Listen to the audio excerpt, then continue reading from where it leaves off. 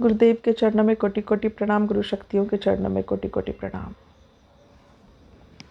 आज हम नवग्रह, उनका इम्पोर्टेंस क्या है हमारी ज़िंदगी में, उन्हें इतना इम्पोर्टेंस क्यों दिया जाता है हमारे कल्चर में, और उन्हें ठीक करने के लिए हम कहते हैं ना कि ये ग्रह भारी है, इसकी दशा ऐसी है, इन पे तो ये इनका कोप है।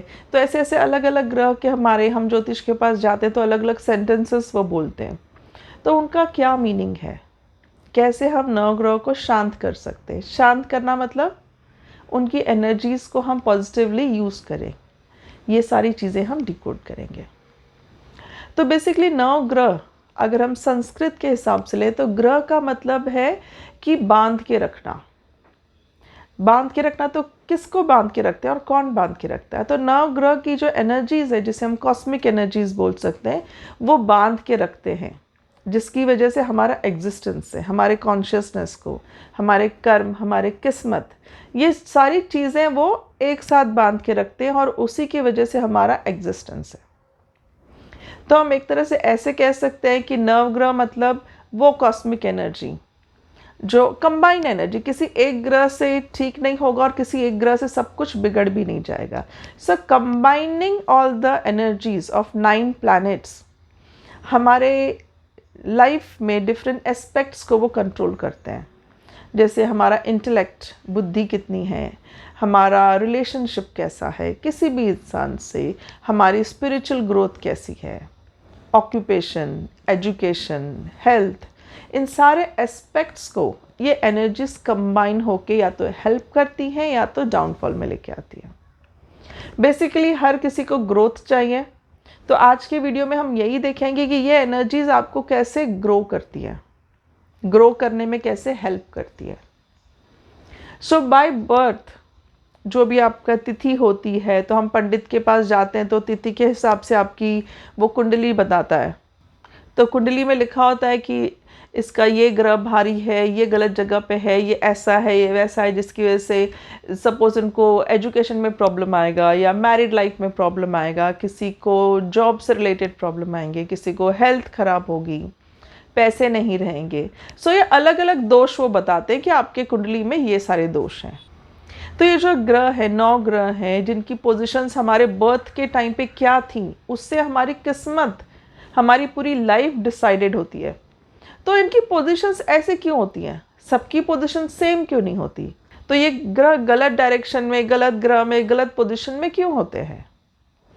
तो यहाँ पे जो लोग प्रीवियस बर्थ को नहीं मानते या जो लोग नहीं मानते किस्मत को, उनके लिए ये आंसर है कि ग्रहों की दिशा सबके कुंडली में अलग होती है बर्थ के टाइम पे, क्योंकि वो डिसाइड होता है आपके प्रारब्ध से, वो डिसाइड होता है आपके पिछले जन्मों के कर्मों से। जैसे मैंने कर्मों के वीडियो में बताया है कि हमारे पास संचित कर्म होते हैं। सारे जन्म जो हमने जिए हैं, मनुष्य जन्म, उसमें से हमने जो भी कर्म इकट्ठे किए हैं, उसमें से पार्ट ऑफ द कर्म हम डिसाइड करते हैं हम इस जन्म में सहेंगे, इस जन्म में भोगेंगे। अच्छे एंड बुरे दोनों का कॉम्बिनेशन होता है। तो सपोज किसी एक बर्थ में you are not a good boss, आप बिल्कुल अच्छे बॉस नहीं थे, तो इस जन्म में आपको as a punishment, as a result, हम कहें not a punishment, as a result, इस जन्म में आप एक एम्प्लॉय बनोगे। और आपके बर्थ चार्ट में जब ज्योतिष देखेगा तो बोलेगा अरे आपके ग्रह अच्छे नहीं हैं, आपको जॉब में तकलीफ होगी, मतलब आपके बॉस आपको कभी अच्छे नहीं मिलेंगे। तो ये जो ग्रहों की दिशा है वो हमें प्रारब्ध बताता है। ज्योतिष शास्त्र बहुत ही एडवांस टेक्नोलॉजी है, मतलब एंशिएंट टाइम से है, पर आज तक भी हम उसको 100% यूज़ नहीं करते, क्योंकि हम सोचते हैं दिस इज़ अंधविश्वास, क्या करना, ज्योतिष व्योतिष कुछ नहीं होता। But actually they help us ये जानने के लिए कि अगर मेरे लाइफ में इस सेक्टर में प्रॉब्लम है तो मुझे उस सेक्टर को अच्छे से हैंडल करना है, पॉजिटिवली हैंडल करना है। जैसे हम कर्मों के अकाउंट बताते हैं, तो उसमें अगर आपको जॉब सही नहीं मिल रही है या बॉस सही नहीं मिल रहा है, मतलब आपके पिछले जन्म के कर्म ऐसे थे, तो उस वक्त हम एक्सेप्टेंस बताते हैं। तो यहाँ पे जीवन गुरु का रोल आता है कि क्या कर्म ऐसे करें अभी कि मेरा वो जो प्रारब्ध है वो कट जाए, या अगर हम नहीं अंडरस्टैंड करेंगे तो ज़िंदगी भर हमें बॉस अच्छे ही नहीं मिलेंगे, हमें जॉब लगेगी ही नहीं। तो ये सारे प्रारब्ध को काटने में ये जो नवग्रह हैं इनकी पोजीशंस हमें हेल्प करती है, हमें एक हिंट देती है, हमें एक इंडिकेशन देती है कि कौन से सेक्टर्स को आपको ध्यान देना है आपके लाइफ में। क्योंकि मैंने सोल कॉन्ट्रैक्ट्स में भी बताया था कि हम सब डिसाइड करके आते हैं कि इस जन्म में हम क्या सहेंगे, पर एक पर्दा हमारे मेमोरी पे आ जाता है या हमें वो फ्री विल दिया जाता है कि हम सब कुछ भूल जाते हैं। तो सब कुछ भूलने के बाद ये नवग्रह के हिंट्स यूज़ करके आप अपनी लाइफ बहुत आसान बना सकते हैं, और इसलिए नवग्रह का हमारे कल्चर में इतना इम्पोर्टेंस है। तो आज हम सारे ग्रहों को कि हर ग्रह का क्या इम्पोर्टेंस है, उनकी फेवरेबल कंडीशंस होने से क्या असर पड़ता है, और अगर वो फेवरेबल पोजीशन पे नहीं है हमारे हॉरोस्कोप में तो क्या असर पड़ता है। सबसे पहला जो ग्रह हम लोग डिस्कस कर रहे हैं वो है सन, सूर्यदेव। तो सूर्यदेव को ग्रहों का राजा भी कहा जाता है, सबसे मेन प्लैनेट है। हमारे इस मॉडर्न साइंस ने तो हमको बता ही दिया है कि sun is the main planet which controls everything, जिसके चारों तरफ सारे ग्रह घूम रहे हैं। पर एंशंट हमारा जो नॉलेज है उसमें भी इसे ग्रहों का राजा ही बताया गया है। मतलब लॉन्ग बिफोर साइंस इसको ढूंढे हमें पहले से ही पता था।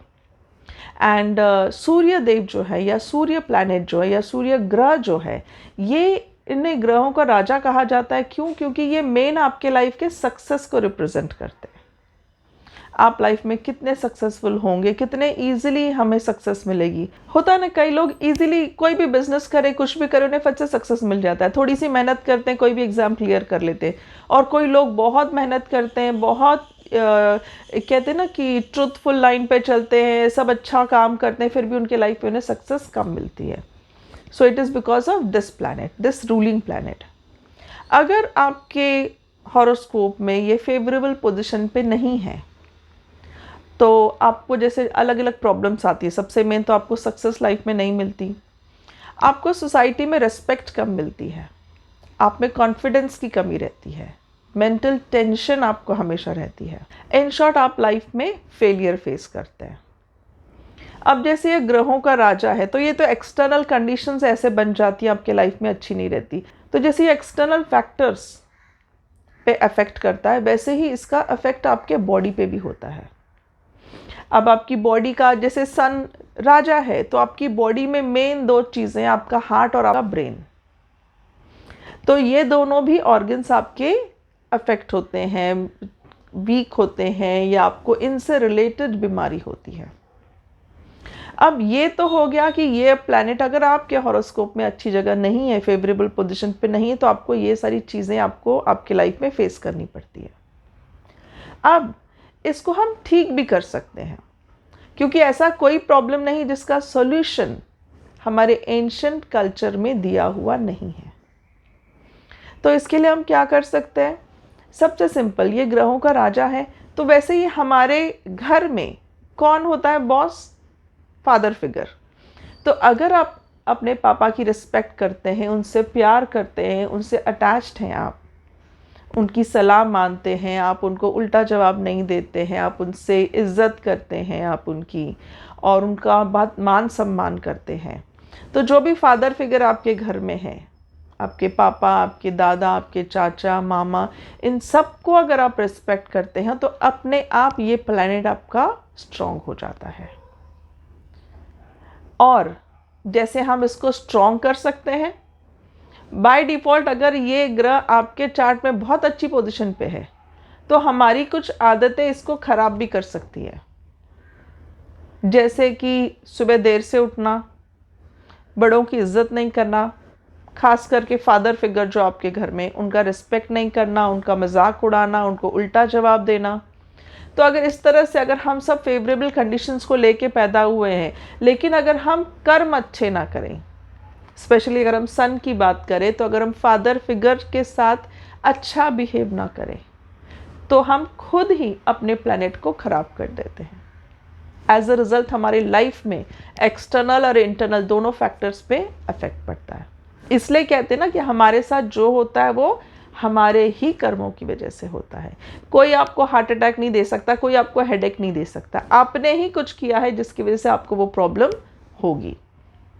तो सिमिलरली आप उस प्रॉब्लम से बच भी सकते हैं अगर आपको लगता है कि ऐसा कुछ आपकी ज़िंदगी में हो रहा है। तो अब जैसे वीडियो सुने कोई और उसको लगे कि हाँ शायद मैं अपने पापा को रिस्पेक्ट नहीं करता, तो हम क्या करेंगे, हम दूसरे दिन से हम रिस्पेक्ट करेंगे, पैर पड़ेंगे, उनको प्रणाम करेंगे, उनसे अच्छे से बात करेंगे। पर हमारा मोटिव क्या होगा? क्या हमारा मोटिव फादर फिगर को रिस्पेक्ट देना है, या हमारा मोटिव उनको थोड़े दिन के लिए रिस्पेक्ट दे के अपना प्रॉफिट, अपना सक्सेस, अपनी लाइफ का जो कंट्रोल है वो अपने हाथ में लेना है?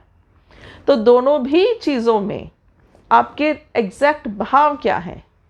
जैसे मैं हमेशा कहती हूँ कि हम जो भी कर रहे हैं ना, सीसीटीवी ऊपर भगवान के पास है। तो कोई भी कर्म करते वक्त आपने पापा से प्यार से बात की, आपने पापा का मजाक नहीं उड़ाया, आपने पापा को इंसल्ट नहीं किया, उल्टा जवाब नहीं दिया। क्यों? क्योंकि अब मैं जॉब पे जाने वाला हूँ तो उस मेरे को अच्छे से सक्सेस मिलना चाहिए, मुझे लाइफ में सक्सेस नहीं मिल रहा है। इन सारे फैक्टर्स को कंसिडर करते हुए अगर आप पापा से अच्छा बिहेव करते हो, मतलब आपके भाव शुद्ध नहीं है, तो ये कहीं भी आपके कार्मिक अकाउंट में पॉजिटिव नहीं दिखाई देगा। ये मैनिपुलेशन करके नेगेटिव कार्मिक अकाउंट आप बनाएंगे। तो इसलिए अगर आपने वीडियो देखा और आपको लगता है हाँ सच में आपसे गलती हो गई है कि आपने फादर फिगर को वो मान सम्मान नहीं दिया हुआ है आपकी ज़िंदगी में, तो आप दिल से सॉरी बोल के कि सक्सेस मिले ना मिले, मैं ये गलती तो सुधार लूँ, फिर जिस दिन मेरे अकाउंट में पॉजिटिव ऐड हो उस दिन मुझे सक्सेस मिल जाए, लेकिन एटलीस्ट मैं ये कर्म तो अपने ठीक कर लूँ। इस भाव से अगर हम करेंगे तो ये प्लैनेट को आप खुद ही स्ट्रॉन्ग कर सकते हैं। अब ऐसा नहीं है कि चलो सक्सेस मतलब ग्रहों का राजा सूर्य, फादर फिगर को रेस्पेक्ट दे दो, सुबह जल्दी उठो, हल्की फुल्की एक्सरसाइज कर लो, अपने आप को फ्रेश रखो, everything will be fine in your life. ऐसे नहीं है। मैंने कहा 9 ग्रह, इनकी कंबाइनिंग एनर्जीज आपके लाइफ पे इफेक्ट करती है। तो सेकेंड इसमें है मून। मून मतलब चंद्रदेव। ये जो ग्रह है ये आपके mental stability, happiness, overall wellbeing इसको रिप्रेजेंट करता है। इन शॉर्ट आपका beauty, feminine character, mental wellbeing, इन सारी चीज़ों को स्ट्रॉन्ग, अगर ये फेवरेबल पोजीशन पे तो ये सारी चीज़ें अच्छी होती हैं।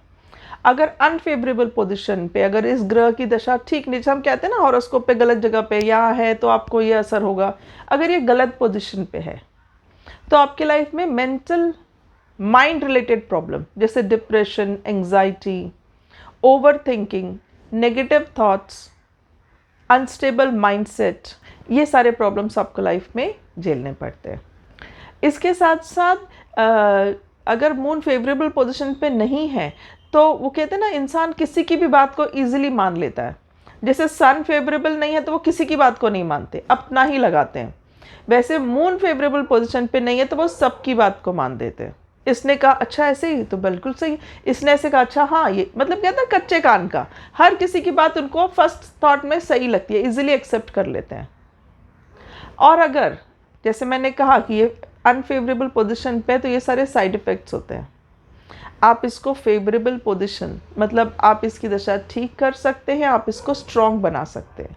इसको स्ट्रॉन्ग बनाने के लिए आपको क्या करना है, आपकी मम्मी, माँ, उनको रिस्पेक्ट देना है। अगर हम उनको ठीक से रिस्पेक्ट नहीं देंगे, हम इंसल्ट करेंगे, हम उनकी इज्जत नहीं करेंगे, नॉर्मली बच्चे ये करते हैं आजकल, मतलब मम्मियों को ठीक से ट्रीट नहीं किया जाता है तो फिर हमें मेंटल प्रॉब्लम होती है। छोटे छोटे बच्चों को डिप्रेशन, एंग्जाइटी होती है, नर्वसनेस होता है। ये सब क्यों होता है? बिकॉज मदर फिगर को आप प्रॉपर ट्रीटमेंट नहीं दे रहे हैं। स्ट्रॉन्ग करना है तो क्या कर सकते हैं? अगेन शुद्ध भाव से आप मदर फिगर जो आपकी है, मम्मी है, चाची हैं, मामी हैं, मौसी हैं, उनको आप रिस्पेक्ट कीजिए। आप उन्हें जितना रिस्पेक्ट देंगे, शुद्ध भाव से जितनी उनकी इज्जत करेंगे, उनको इंसल्ट नहीं करेंगे, उतना ही आपका ये प्लैनेट स्ट्रांग होता जाए। इसके साथ साथ अगर आप मेडिटेशन करते हैं, अगर मेडिटेशन भी कर रहे हैं तो शुद्ध भाव से करना चाहिए। कुछ पाने के इंटेंशन से जब हम कोई कर्म करते हैं तो वो कर्म नेगेटिव डायरेक्शन में ही जाएगा, उसका कभी भी पॉजिटिव अकाउंट में काउंटिंग नहीं होती है। इसके साथ साथ हमें पता है कि मून जो है वो वाटर को इफेक्ट करता है। अर्थ पे भी हाई टाइड्स, लो टाइड्स मून की वजह से होती है। हमारे बॉडी के भी पानी को मून इफेक्ट करता है। तो इन सारी चीज़ों की वजह से अगर हम पानी वेस्ट नहीं करें, पानी का गलत यूज़ नहीं करें, वेस्ट करते हैं पानी, ऐसा सब अगर ना करें तो भी हम मून को स्ट्रॉन्ग कर सकते हैं। तो अगर आप देखो कि बचपन से मम्मियाँ जो हमको बताती आ रही कि पानी वेस्ट मत करो, नल बंद करो, ठीक से रहो, उल्टा जवाब मत दो, तो कहीं ना कहीं ये आपके ही लिए है, पर हमें लगता है हम उनका क्यों सुने। पर अगर हम सुने तो हमारा ही बेनिफिट है, उनका तो कुछ नहीं, उनकी ज़िंदगी तो कट चुकी है। नेक्स्ट प्लैनेट है मार्स, जिसे हम मंगल कहते हैं। ये ग्रह तो सबको ही पता है कि कुंडली में मंगल भारी है, बहुत इफ़ेक्ट करता है आपको। तो ये जो ग्रह है मंगल ग्रह, ये बेसिकली रिप्रेजेंट करता है धर्म। आप कितने लॉयल हैं, कितने धर्म अधर्म का ज्ञान आपको कितना है। अगर ये ग्रह स्ट्रांग है तो आपको धर्म और अधर्म का ज्ञान पहले से ही होगा, आप कभी भी ज़िंदगी में गलत काम नहीं करते। तो अगर ये ग्रह फेवरेबल पोजीशन पे नहीं है तो आप पे प्रॉपर्टी केसेस होगा, आप पे लोन होगा, एक्सीडेंट्स आपके होते हैं। तो अगर मार्स आपका फेवरेबल पोजीशन पे नहीं है तो आप अपनी ताकत के बल पे ही काम करते हो, आपके लिए कुछ सही कुछ गलत नहीं होता। जैसे धर्म अधर्म का ज्ञान आपको नहीं रहता, आपको जो लगता है सही है वो अपने ताकत के बल पे, अपने पैसे के बल पे, अपने जिद के बल पे आपको काम कर देते हो। इस ग्रह को वीक भी बना सकते हैं हम अपने कर्मों से, इस ग्रह को स्ट्रांग भी बना सकते हैं हम कर्मों से। वीक कैसे बना सकते हैं? अगर हम एग्रेसिव हैं, अगर हम गुस्से वाले हैं, हम झगड़ा करते हैं, हमेशा इरिटेटेड रहते हैं, चिड़चिड़ करते हैं, टैक्स की चोरी करते हैं, मतलब बेसिकली अधर्म का काम हम करते हैं, तो आप अपना ग्रह ये वीक बना लेते हैं। धर्म के रास्ते पे चलने से अपने आप ये प्लैनेट स्ट्रांग होने लगता है। तो अगर हम रिलेशन की बात करें तो ये जो ग्रह है मंगल ग्रह, इसे भूमि पुत्र कहा जाता है। तो वैसे ही हम भूमि देवी को अपनी माँ मानते हैं, तो मंगल ग्रह मतलब ये एक तरह से हमारा भाई हो गया। तो अगर हम अपने भाई को, अगर हम अपने बहन को, फ्रेंड को अच्छा ट्रीट करते हैं, मान सम्मान देते हैं रिश्तों में हम उन्हें, तो अपने आप इस प्लैनेट को हम स्ट्रॉन्ग बनाते हैं। नेक्स्ट प्लैनेट है बुध यानी मर्क्यूरी। ये वाणी और बुद्धि के देवता हैं। तो वाणी मतलब बोलने का पावर, बुद्धि मतलब आपका इंटेलिजेंस। तो ये दोनों ही चीज़ों को असर पड़ता है अगर आपका ये प्लैनेट फेवरेबल पोजीशन पे नहीं है। मतलब आपको सांस से रिलेटेड प्रॉब्लम हो सकती है, आपको बोलने, कोई लोग क्लियर नहीं बोलते हैं, सांस लेने में प्रॉब्लम, अस्थमा, खांसी, ब्रोंकाइटिस, मतलब ये इससे रिलेटेड प्रॉब्लम्स आपको हमेशा रहती है। इंटेलिजेंट ये कम होते हैं, बुद्धि कम होती है इनमें। तो बाय डिफ़ॉल्ट ये लोग ज़िद्दी होते हैं। ज़िद्दी होते मतलब उनको कुछ समझ में नहीं आता, किसी की नहीं सुनते वो, आप कितना भी उनको समझा लो वो अपनी ही ज़िद पे अड़े रहते हैं। क्योंकि इंटेलिजेंट कम होते हैं तो उन्हें समझ में भी कम आता है। इसको हम स्ट्रॉन्ग भी कर सकते हैं और अपने कर्मों से वीक भी कर सकते हैं। आप ऑब्जर्व करोगे कि ऐसे लोग जो होते हैं वो लोग गॉसिपिंग, किसी की बुराई करना, गालियाँ देना बिना वजह। आजकल होता है ना, फ्रेंड्स में भी हम गाली दे के बात करते हैं, हमें लगता है दिस इज कूल, पर गाली देने से आप अपना ही प्लैनेट, अपनी बुद्धि, अपना इंटेलिजेंस, अपना वाणी, आप इसको ही वीक कर रहे हैं। तो बुरे शब्द निकालना, किसी के लिए बुरा बोलना, गॉसिपिंग करना, झूठ बोलना, ये सारी चीज़ें, मतलब वाणी का अगर आप दुरुपयोग करोगे, वाणी का आप अच्छा उपयोग नहीं करोगे तो आप इसको वीक बनाते हो। स्ट्रॉन्ग बनाने के लिए वाणी का अच्छा उपयोग कीजिए, किसी को बुरा मत बोलिए। रिलेशन की बात करें तो इसका जो डायरेक्ट कनेक्शन है वो नानी के घर से है। नानी के घर वालों के लिए अगर हम अच्छा सोचते हैं, अच्छा बोलते हैं, अच्छे भाव रखते हैं, तो आपकी वाणी और बुद्धि पे डायरेक्ट असर पड़ता है। आप इस प्लैनेट को ऐसे भी स्ट्रॉन्ग बना सकते हैं। प्लांट्स को अगर आप घर में रखते हैं, उन्हें पानी डालते हैं, उनका ख्याल रखते हैं, इससे भी हम इस प्लैनेट को स्ट्रॉन्ग बना सकते हैं। वीक, नानी के घर वालों को डिसरिस्पेक्ट कीजिए, गॉसिपिंग कीजिए, झूठ बोलिए, गालियाँ दीजिए, अपने वाणी का गलत उपयोग कीजिए, तो अपने आप ये प्लैनेट आपके हॉरोस्कोप में अच्छा होते हुए भी आप अपने कर्मों से इस प्लैनेट को वीक बना देंगे। नेक्स्ट जो ग्रह है वो गुरु, जिसे इंग्लिश में हम जुपिटर कहते हैं। इसके जो रूलिंग गॉड है बृहस्पति है। बृहस्पति को हम देवताओं के गुरु मानते हैं। अगर ये प्लैनेट आपका फेवरेबल पोजीशन पे, तो ये क्या रिप्रेजेंट करता है? आपका नॉलेज, जिसको हम ज्ञान कहते हैं। इन्फॉर्मेशन और ज्ञान में फ़र्क होता है। तो आपका जो ज्ञान है उसको ये रिप्रेजेंट करता है। स्पिरिचुअलिटी, आप बहुत ही स्पिरिचुअल होते हो अगर ये प्लैनेट आपका फेवरेबल पोजीशन पे है।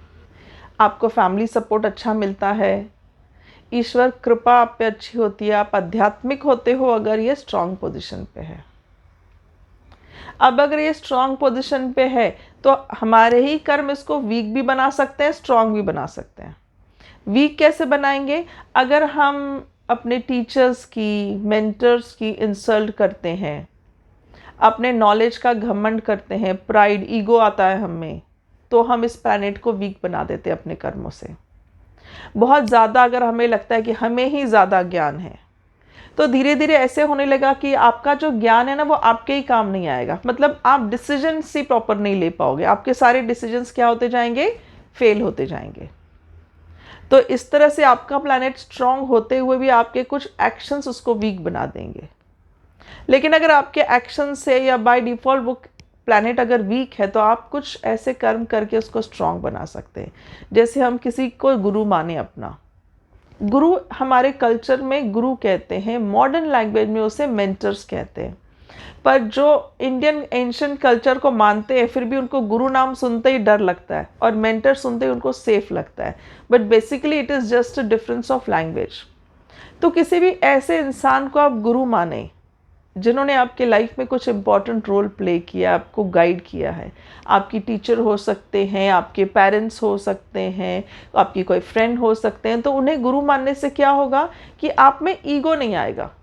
होता है ना, जैसे हम किसी भी इंसान को बहुत रिस्पेक्ट करते हैं अपने लाइफ में, तो हम कहते हैं कि हमारा सक्सेस इनकी वजह से है, माँ बाप की वजह से हमारा सक्सेस है, या इस टीचर की वजह से हमारा सक्सेस है। तो किसी भी इंसान को गुरु मानने से क्या हो जाएगा? आपका जो ईगो है ना वो अपने आप डाउन आ जाएगा, क्योंकि अपने आप उनको सब कुछ रिस्पॉन्सिबिलिटी, उनकी वजह से सब हुआ, उनकी वजह से मेरा सक्सेस हुआ, उनकी वजह से मैं इतनी खुश हूँ। तो अपने आप आपका प्राइड लेवल कम हो जाएगा, और प्राइड लेवल कम होने से यह ग्रह भी आपका स्ट्रांग रहेगा हमेशा। तो ईजीएस्ट वे इस ग्रह को स्ट्रॉन्ग करने का, किसी भी ब्राह्मण को, टीचर को, या कोई आइडल पर्सन आपके लाइफ में है उसे गुरु मान के अपना सारा अचीवमेंट उनकी वजह से हुआ ये मान के चले। नेक्स्ट है शुक्र, शुक्राचार्य, जो कि असुरों के गुरु हैं। हम इंग्लिश में इसे वीनस कहते हैं। ये डायरेक्टली आपके धन संपदा और मटेरियल कंफर्ट्स को रिप्रेजेंट करता है। अब असुरों के गुरु हैं ये शुक्राचार्य। तो ये जो शुक्र है ना, ये बहुत ही dual purpose, dual role play करते हैं, क्योंकि जैसे मैंने बोला कि ये धन संपदा और मटेरियल कंफर्ट्स को रिप्रेजेंट करते हैं।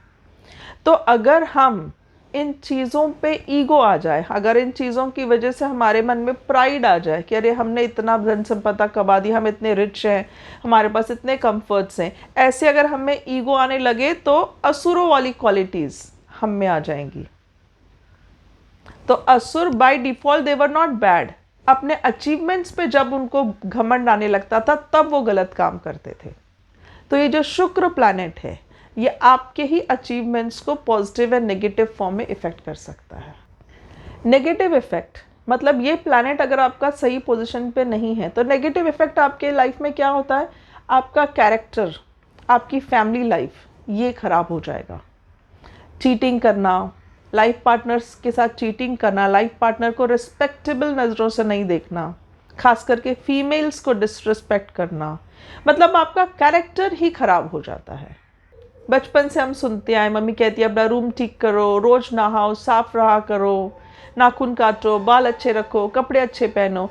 तो ये सारी चीज़ें क्यों होती हैं? ताकि आपका ये शुक्र स्ट्रांग हो जाए, ताकि आपके लाइफ में ये नेगेटिव चीज़ें ना आए।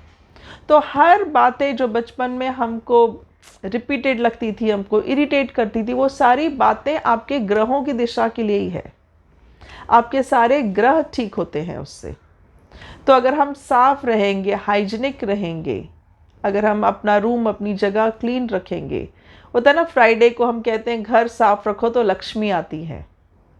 तो फ्राइडे का जो दिन है, शुक्र जो दिन है, वो इसी चीज़ को रिप्रेजेंट करता है। अगर आप अच्छे रहो तो लक्ष्मी का वास होगा, पर लक्ष्मी आने से अगर आप ईगो में आ जाएं तो हम असुरों वाली क्वालिटीज़ हम में आ जाएंगी, जिसकी वजह से ना तो हमारा फैमिली बॉन्डिंग अच्छा होगा, ना ही हमारी लव लाइफ अच्छी होगी।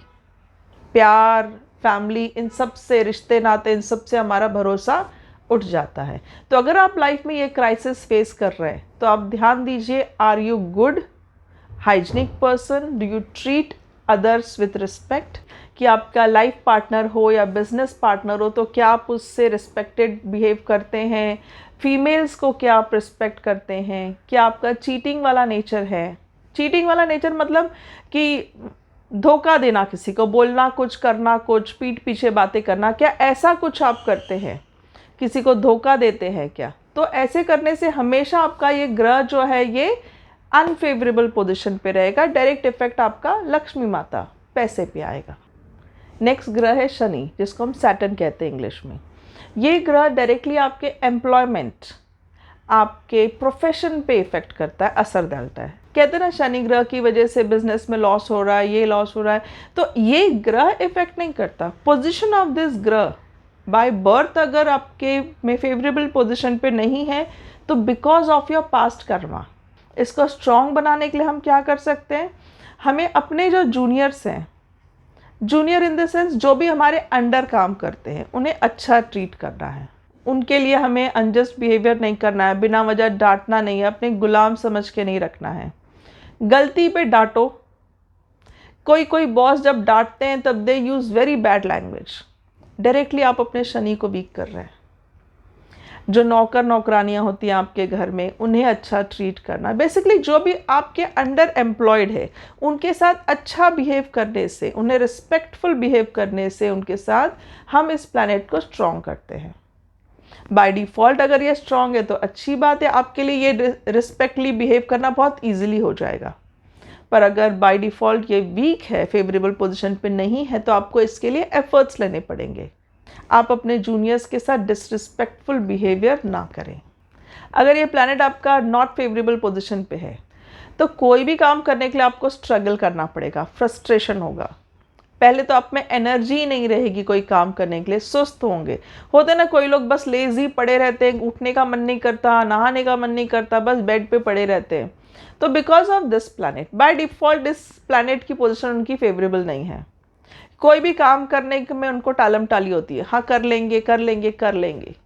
कैसे स्ट्रॉन्ग कर सकते हैं, तो कुछ आदतें अगर अपनी चेंज कर ले, जैसे सो के उठें तो बिस्तर अपना बना लें, कोई भी काम में टालम टाली नहीं करें, एनर्जी अपने आप को फोर्स करें कि हम उठ के काम करें, अपने जूनियर्स या अपने अंडर जो हैं या हमसे छोटे जो हैं उनको प्रॉपरली रिस्पेक्टफुल बिहेवियर करें, तो हमें ये एनर्जी आ जाएगी कि हम इस ग्रह को स्ट्रॉन्ग कर सकें।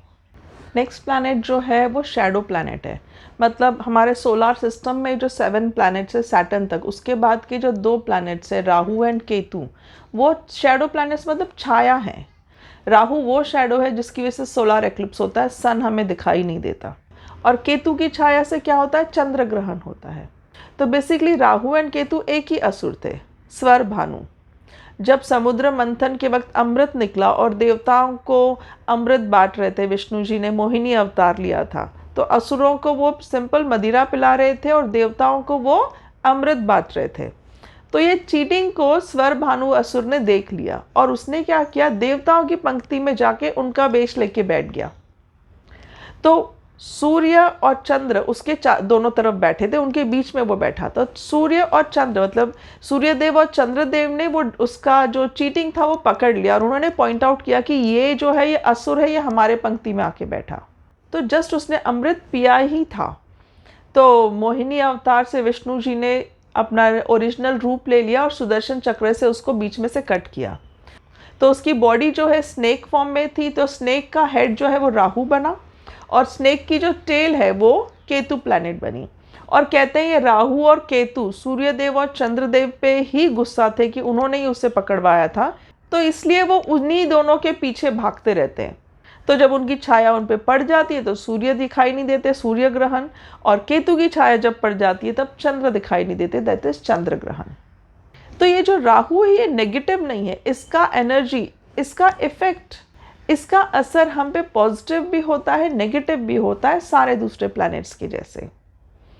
राहु रिप्रेजेंट करता है एकदम रातों रात फेम, ग्लैमर, पॉलिटिकल हो या शो बिजनेस हो, किसी भी चीज़ में रातों रात आप एकदम फेमस हो जाना, रिच एंड फेमस हो जाना, ये इस प्लैनेट के फेवरेबल पोजीशन की वजह से होता है।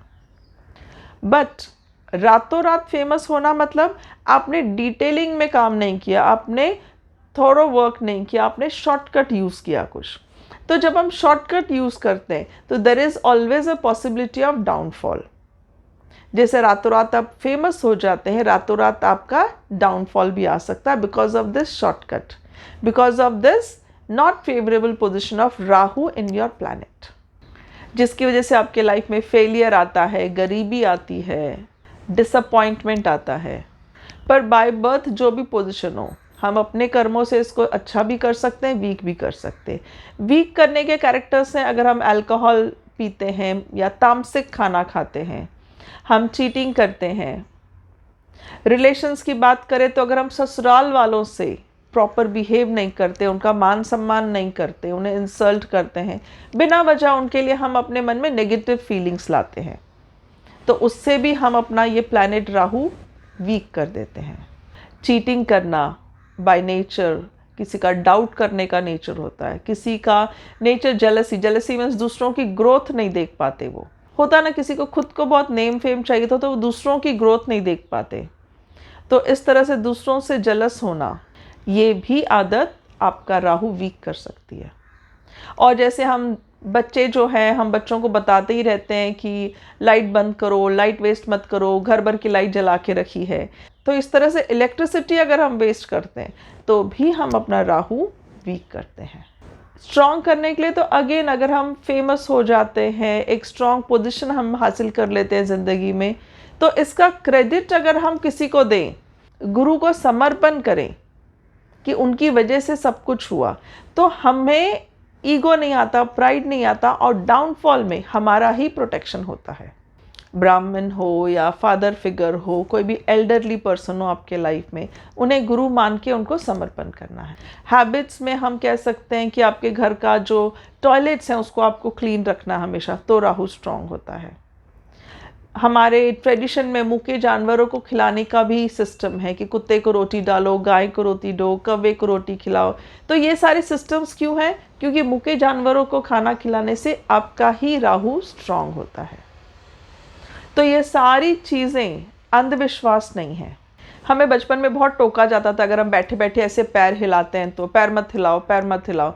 तो हम पूछते थे क्यों नहीं हिलाएं, तो बोलते थे अच्छी आदत नहीं है। तो क्या होता है, पैर हिलाने से भी आपका राहु जो है वीक होता है।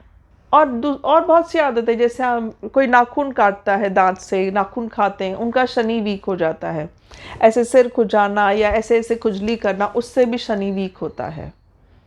तो ये जो बेसिकली सारे गुड हैबिट्स और बैड हैबिट्स हम कहते हैं ना, ये सारे के सारे 9 ग्रह को इफेक्ट कर रहे हैं।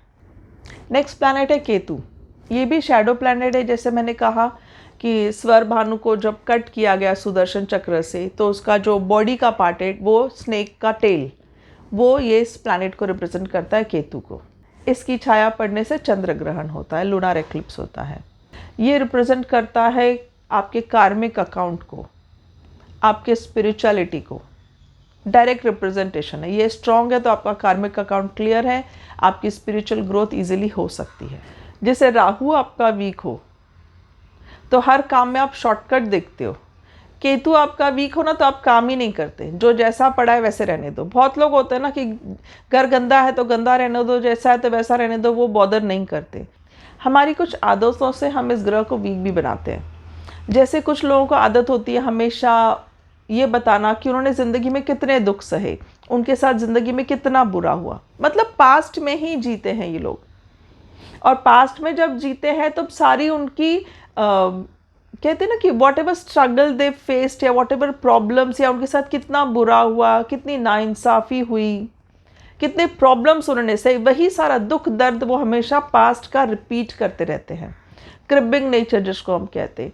तो ऐसे क्रिबिंग नेचर से भी क्या होगा, आपका ये केतु प्लैनेट वीक हो जाएगा।